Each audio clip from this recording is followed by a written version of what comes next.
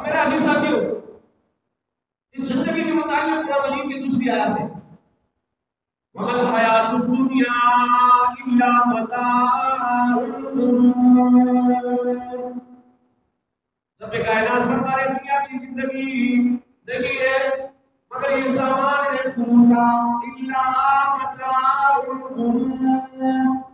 دوسری آیات میں وَمَا الْحَيَاةُ الدُّنْيَا إِلَّا لَعِبٌ وَلَهْوٌ۔ دنیا کی زندگی نہیں ہے مگر یہ کھیل اور تماشا ہے۔ اللہ رب العزت نے زندگی عطا کی ہے اور اس زندگی کے متعلق آتا ہے حدیث میں کہ قیامت کے دن آپ یہاں سے لے کر وہاں تک قدم نہیں اٹھا سکو گے جب تک 5 چیزوں کے متعلق آپ جواب دیں۔ زندگی دی کہاں گزاری، جوانی دی کہاں گزاری، مال دیا کہاں صرف کیا، وقت دیا کہاں صرف کیا، ان چیزوں کے متعلق رب کائنات سوال کریں گے۔ قرآن کہتے ہیں وَلَا تُسْأَلُنَّ يَوْمَئِذٍ عَنِ النَّعِيمِ۔ قیامت کے دن اللہ رب العزت ضرور بھی ضرور لام تاکید کی نیلے نون ستیرہ کا آیا ہمارے آخر میں، اور عربی کے اعتبار سے اس کا ترجمہ یوں کیا جائے گا وَلَا تُسْأَلُنَّ، اور ضرور بھی ضرور لازمی طور پر تعبدی طور پر وَلَا تُسْأَلُنَّ آپ سے سوال کیا جائے گا یومئذ قیامت کے دن عَنِ النَّعِیمِ، نعمتوں کے بارے میں۔ رب کائنات نے جو نعمتیں دی ہیں ان نعمتوں کے بارے میں کل قیامت کے دن سوال ہوگا۔ میں آپ کو بتاؤں حدیث میں آتا ہے کوئی شخص اپنے اعمال سے جنت میں داخل نہیں ہو سکتا۔ راجہ صدیق رضی اللہ تعالیٰ عنہ فرماتی ہے من حوصب فقد عذب، جس کا حساب لیا گیا بس وہ عذاب میں ڈالا گیا۔ جنت میں داخلہ رب کائنات کے فضل اور کرم سے، ورنہ تو بنی اسرائیل میں ایک پرہیزگار تھا، وہ ساری زندگی جو ہے رب کائنات کی عبادت کرتا ہے،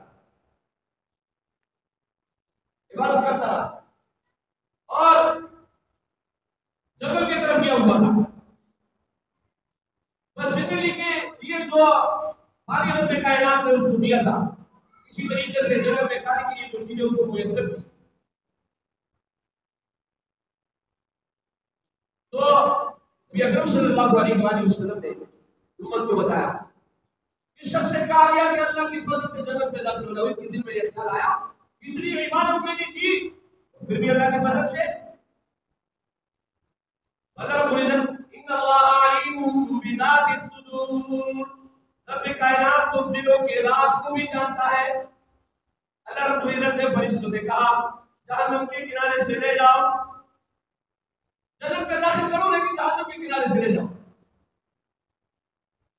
اس کو لے جایا جائے۔ ابھی کہ ابیاس میں کیا فرشتوں نے کہا یہ گلاس پانی ہے لیکن اس کا آدھا گلاس آپ کو تب ملے گا جب اپنی زندگی کے آدھے اعمال اور آدھے افعال جو آپ نے رب کائنات کے لیے کیے ہیں وہ دو گے تو آپ کو مل جائے گا آدھا گلاس پانی۔ تو پیاس لگی ہے کہنے لگا چلو آدھا گلاس پانی دے دو اور میری زندگی کے آدھے اعمال دے دو، آگے بڑھا دوبارہ پیاس لگی، فرشتوں نے کہا یہ آدھا گلاس کب ملے گا تو پوری زندگی یعنی آدھے تو پہلے دے چکا ہے اور جو بقایا ہے اس اعمال کو آپ دو گے تو یہ آدھا گلاس آپ کو مل جائے گا۔ اب اس نے جو ہے پیاس لگی ہے، آپ کو پتہ ہے انسان کو پیاس لگ جائے کیا لگتا ہے، کیا حالت ہوتی ہے؟ کبھی انسان کو جب پیاس لگتی ہے وہ حالت اور کیفیت کیا ہوتی ہے؟ اس نے کہا بالکل میرے سارے اعمال لے لو۔ رب کائنات اس کو دکھا رہا تھا کہ رب کائنات نے آپ کو جو نعمتیں دی تھی یہ جو عبادت کی توفیق آپ کو ملی ہے ان نعمتوں کی وجہ سے ملی ہے۔ آپ کو پانی ایک گلاس پانی پر آپ ساری جو ہے اعمال دینے کے لیے تیار، یہ پانی آپ کو نہ ملتا آپ کیسے عبادت کرتے، یہ خوراک آپ کو نہ ملتا آپ کیسے عبادت کرتے؟ ہر وقت دنیا کی زندگی اگر رب کائنات نے دی ہے اس میں جو ہم نعمتیں استعمال کر رہے ہیں اس زندگی کو بہت سے پہلے غنیمت سمجھتے ہوئے ان عوامل میں اس کو استعمال کیا جائے جس کے متعلق نبی پاک صلی اللہ علیہ وسلم نے آیت جاری کیا ہے. اور یہ زندگی اگر اللہ رب العزت نے مجھے اور آپ کو دی ہے یہ بطور امانت ہے. قرآن مجید میں آتا ہے ان اللہ اشترى من المؤمنین انفسهم واموالهم بان لهم الجنہ. اللہ رب العزت نے خرید لیا. ان اللہ اشترى من المؤمنین مسلمانوں کے من المؤمنین انفسهم کی جانوں کو من المؤمنین انفسهم واموالهم اور ان کے مالوں کو بان لهم الجنہ اللہ رب العزت ان کو جنت عطا فرمائیں گے. دنیا کی زندگی آپ کو عاریت دی گئی ہے. اس کا سودا پہلے رب کائنات نے کر دیا آپ کے پاس. اسی لیے یہ کہا جاتا ہے اس میں اس زندگی میں آپ تصرف نہیں کر سکتے ہو. اگر آپ نے خودکشی کر لی کیونکہ یہ جان یہ آپ کی نہیں ہے, یہ رب کائنات کی طرف سے عاریت آپ کو دیا گیا ہے. اس میں آپ تصرف نہیں کر سکتے ہو. اگر تصرف کرو گے کل قیامت کے دن اس کا عذاب آپ کو ملے گا. میرے اور آپ کی یہ جان یہ مال کی زندگی عاریت ہے. اور پھر مجھے اور آپ کو نبی پاک صلی اللہ علیہ وسلم کی طرف سے آرڈر اور حکم ہے تم فی الدنیا انک غریب اور عابری سبیل. ارے دنیا میں ایسے رہو جیسے ایک مسافر رہتا ہے اور عابری سبیل یا ایک راہ گزر رہتا ہے.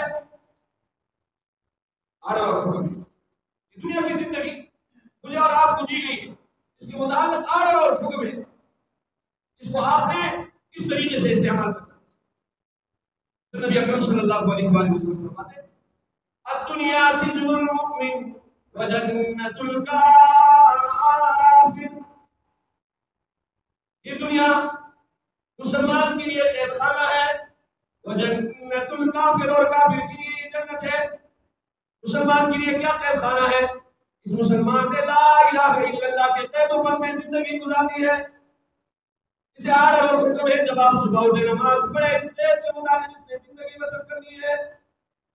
اسے آرڈر ہے جب آپ اذان سنے مسجد کی طرف آئے یا ایھا الذین آمنوا اذا نودی للصلاۃ من یوم الجمعہ فاسعوا الی ذکر اللہ وذروا البیع. آرڈر اور حکم ہے کاروبار کو چھوڑ دو سب کچھ کو چھوڑ دو. ندا آئی ہے آواز آئی ہے آپ نے مسجد کی طرف جانا ہے. اس لیے کہا جاتا ہے دنیا سجن المؤمن یہ دنیا مسلمان کے لیے قید خانہ ہے. اسے لا الہ الا اللہ لا الہ الا اللہ اسے لا الہ الا اللہ دے تو بند میں زندگی بسر کرنی ہے. ندا آئی آزان آئی آواز آئی حی علی الصلاۃ حی علی الصلاۃ حی علی الفلاح حی علی الفلاح. رب کائنات کی طرف سے آرڈر ہے وذروا البیع چھوڑ دے سارے کاروبار کو اسعوا الی ذکر اللہ اللہ کی ذکر کی طرف اللہ کی نماز کی طرف دوڑو.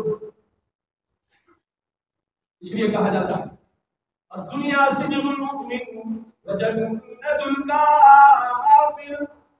اس مسلمان میں لا الہ الا اللہ کے قید و بند میں زندگی بسر کرنی ہے.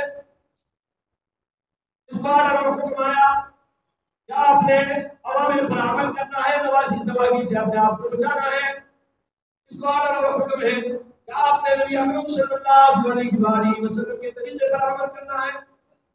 آپ نے نبی پاک صلی اللہ علیہ وسلم کے آرڈر اور فرامین اور ارشادات کی بجاوری کرنی ہے.